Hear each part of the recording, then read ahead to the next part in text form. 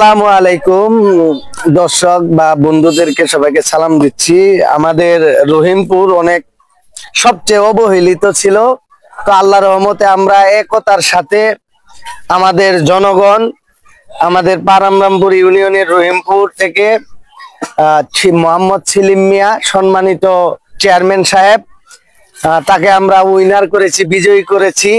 তো আমরা 50 বছরে আমাদের গ্রামে যে কাজকর্মগুলো অন্যান্য চেয়ারম্যান করেনি, আমাদের এই যে সম্মানিত সেলিম মিয়া চেয়ারম্যান সাহেব আমাদের কাজগুলো, গ্রামের কাজগুলো, মসজিদ, মাদ্রাসা এবং রাস্তাঘাটের কাজগুলো করছে।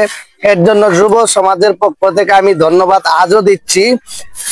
তো এটা আমার খুবই এরকম চেয়ারম্যান আমি যে পাওয়ার চেষ্টা করেছি, বারবার অনেক চেয়ারম্যান দেখেছি, তবে আমি পাইনি।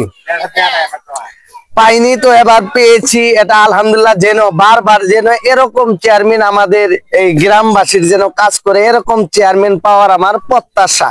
তো এরকম চেয়ারম্যান হলে শুধু আমাদের যে গ্রামের দিকে নজর দিয়েছে তা কিন্তু নয়, অন্যান্য গ্রামে আপনারা যখন ভিডিও গুলো দেখেন, অন্যান্য গ্রামে আগে কাজ করে আমাদের গ্রামে পরে কাজ করলো, আমরা তাকে কি করি না, হিংসা বা প্রতিহিংসা বা বাজে মন্তব্য আমরা করি না। আমাদের গ্রামের পোলাপান করে না, বা আমিও করি না।